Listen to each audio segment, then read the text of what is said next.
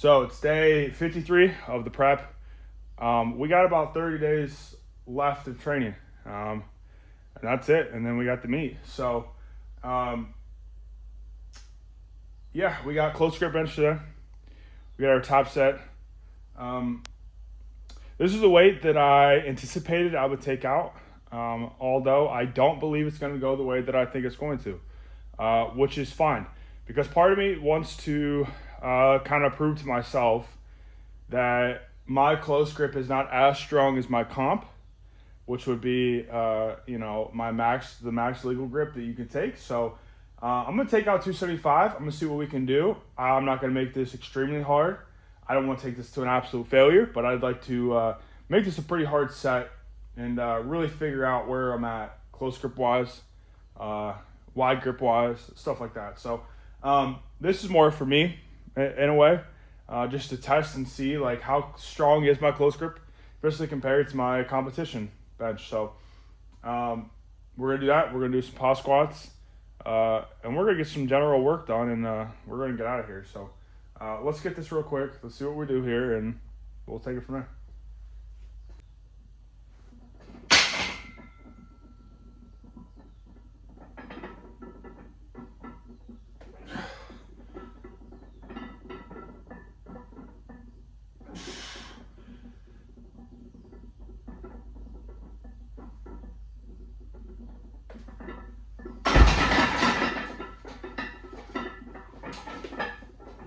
Not too bad at all. We'll take it. But that's all I need.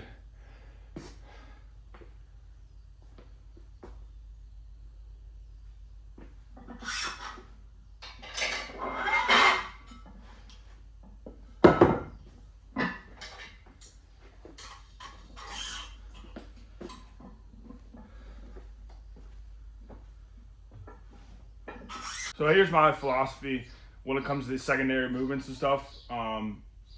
And honestly, Seth Albersworth just put a video out just talking about this, about secondary movements, exercises, how to pick them, how you should, how you should program them, what your mindset should be, all that type of stuff. So this falls in line a lot with that thinking, and this is where I get a lot of that thinking when it comes to secondary movements. But this is a secondary movement, so I need this to move in a certain way, but I also don't need it to move in a certain way. And what I mean by that is like, I need this to be something that will complement my main lift for sure. And I need this something that as this builds, my competition lift builds as well. Now, with that being said, I have no idea why, but my close grip this entire prep has moved along with my competition bench every step of the way. I've almost been able to hit for reps what I can on close grip as what I am for my competition lift. So this close grip goes up more and more week in and week out.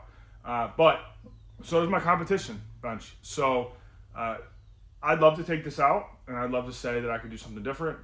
Or I'd love to switch the two of them around. But I think this complements my competition bench so well to the point where even right now, with only doing my competition bench technically one time per week, because we're doing Larson and we're also doing like a 5-second count bench as my second bench day, or my third, fourth, whatever you want to call it, bench day. This is the closest I get to a competition lift on bench other than my main bench day. So I think even without the skill practice of the comp, and without hammering that away, this is still complementing it to, like, obviously to a very good degree, right? Because as this goes up, my competition bench goes up.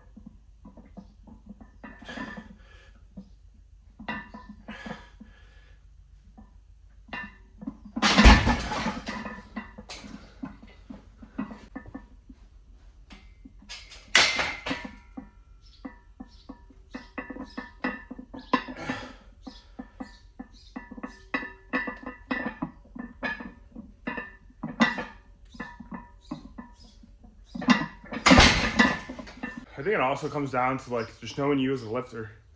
Two, when it comes to picking those secondaries, thirds, fourth, 12th movements, whatever you do, you know, I know that my elbows are the main thing that are gonna go like at the same time. You know, I know my elbows they're gonna flare up, they're gonna hurt. You know, my joints are gonna hurt real bad, especially my elbows. And I know it's gonna happen from back squats and from benching. So there's a point too where close grip helps so much.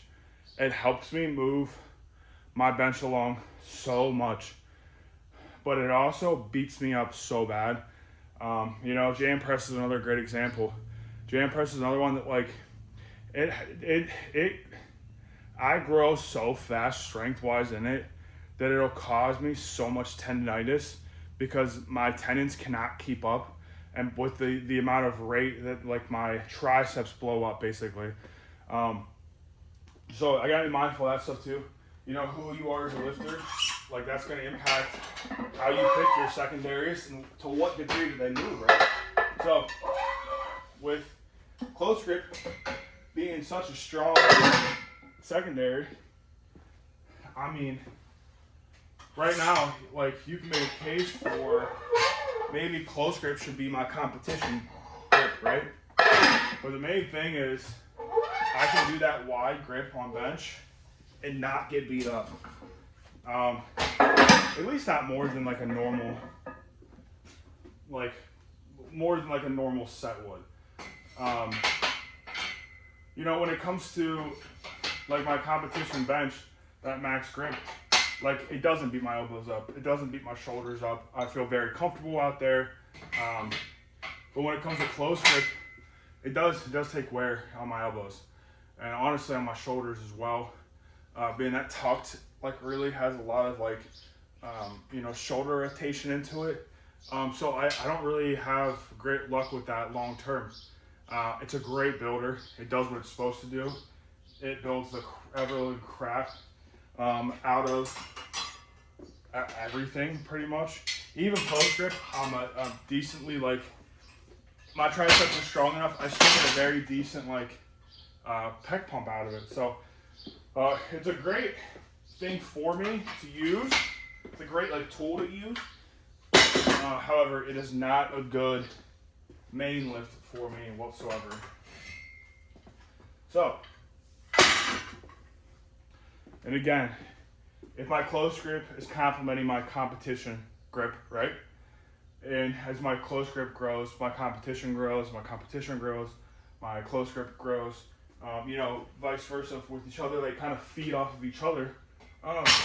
Imagine what's going to happen when the time comes and we use more comp grip in our bench, you know, throughout the week. What's going to happen when we change that long pause bench for competition?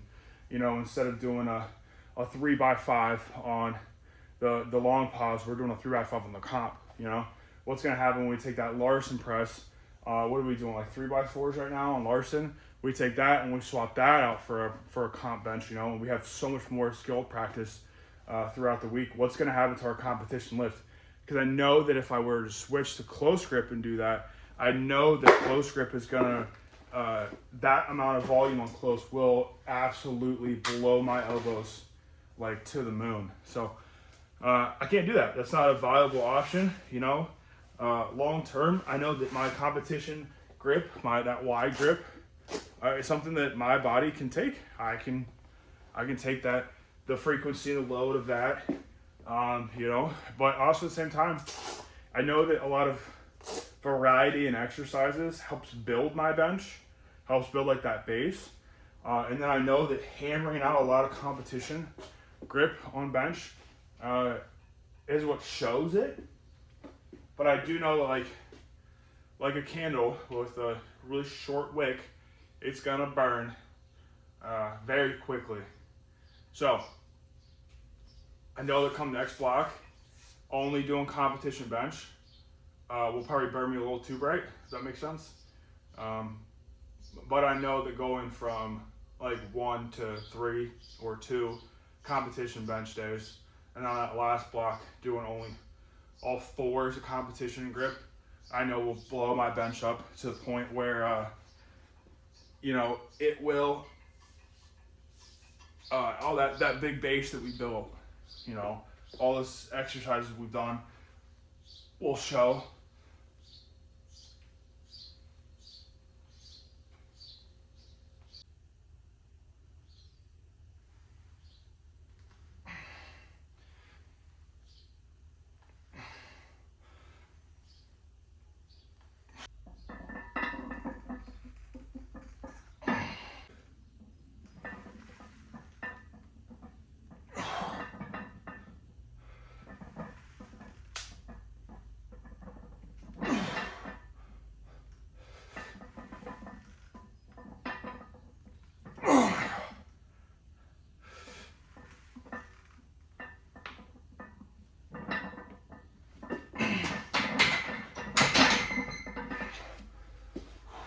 A good analogy too when it comes to thinking about secondary exercises and stuff like that.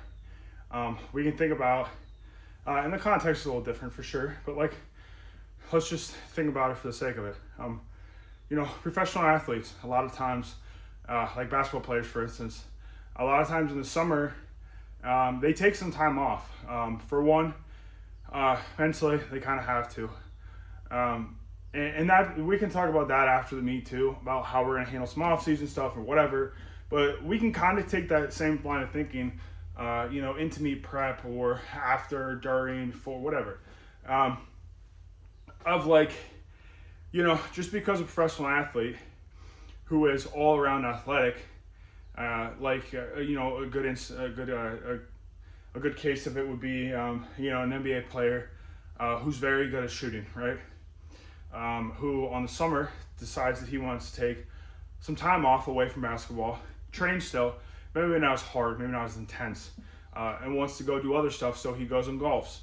And I can think of an NBA player that fits this very well, Steph Curry, shoots very well, shoots the ball very well, very efficient, but in the summertime he plays a lot of golf, and he plays during the season as well, but can you say that maybe being better at golf is going to help with shooting? No. So it's different in that way for sure. But he gets very good at golf, right? It doesn't matter how good he gets at golf. He's not going to leave basketball to go do golf, right? And even if that means by the end of summer, his shooting percentage has gone down, technically, going into that first couple practices, I'm sure.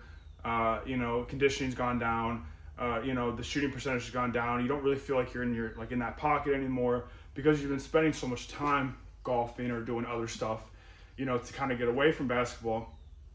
Just because you get really good at something doesn't mean that you want to jump ship over to that immediately sometimes. And I know I'm saying this right now, and we've had some deadlift switches and stuff like that, but that's been years and years in the making, I feel like. But just because our close grip is good, I know long term I can't continue close grip. The same way that an NBA player knows that long term he can't just continue golfing and be good at both. He knows that he shouldn't jump ship on basketball to go do golf instead. So as our close grip is golf, and it helps build. We can think about it more like it helps build our lift. It helps it so that way when we come back to our competition lift, that we are more in tune with it, we feel better about it, we're more confident with it. That's where, that's where that kind of comes into play, and that's kind of how we need to think about it, is even if it does or does not inherently directly make the lift better, if it makes the skill better, if it makes us mentally better, if it makes our motor pattern better, if it makes the muscles better, bigger, more stronger in certain positions or whatever. That's the way we need to think about these secondary exercises is, if we were to do this, does it complement, does it make it move up? And regardless of how well it goes, are we still going to hold to the fact that our competition lift is our competition lift, because we know long term when we add in all that little stuff right at the end that we know is going to boost our stuff up tremendously.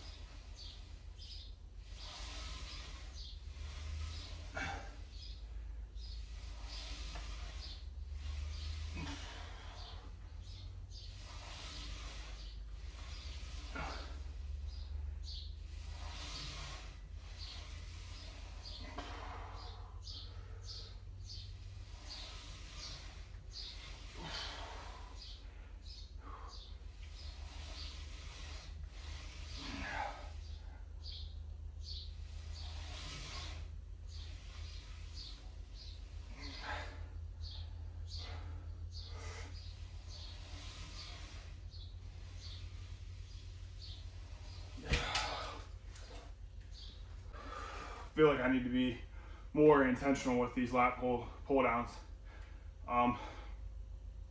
more than I've been in the past for sure. So we're doing some slower, my tempo stuff. Even down, you know, I'm coming in at a pretty slow tempo because I want to feel my lat the whole time. Like I want to feel it contract. You know, I've had a problem with the right side of my upper back for few years now. I injured it, God, dude, 3-4 years ago on a chest supported row. I was rounding and then contracting my scap, right, to get that a little stronger, and I went a little heavy for something in my back. So something popped. It was like my lower trap popped. Since then, this whole side here doesn't want to contract the same as this side. So a lot of times on a lot of back movements, I feel a bunch of contraction here. It almost feels like this lat is constantly contracted.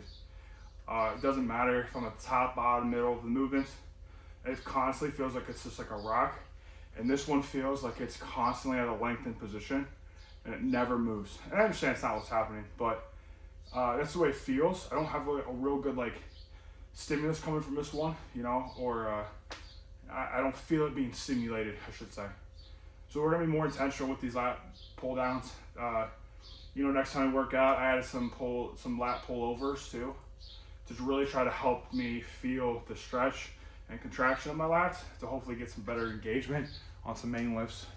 I don't know I think if you take anything from this video, hopefully it's that secondary assistance, whatever you want to call them, however deep you're looking, secondaries, your third, your fourth, you know, even down to like your last cable, like bi curl.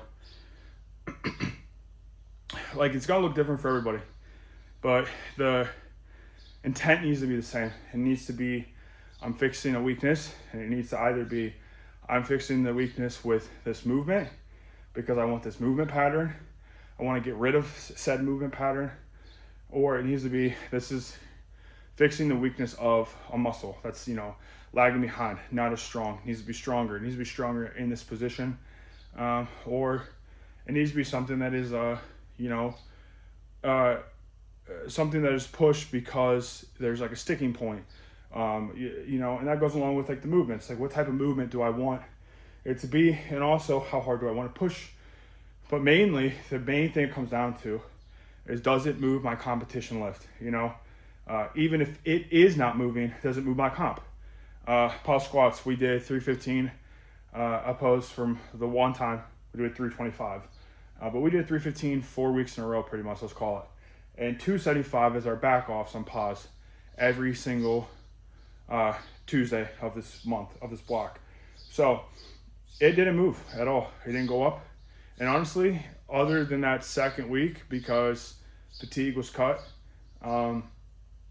it was harder and harder week in and week out. This week of 315 pause was the hardest week that I had. It was even harder than the 325 on week 2. So it never moved. The intensity went up, but it never did in weight. But my comp squat went up, and it almost feels like it's going through the roof right now.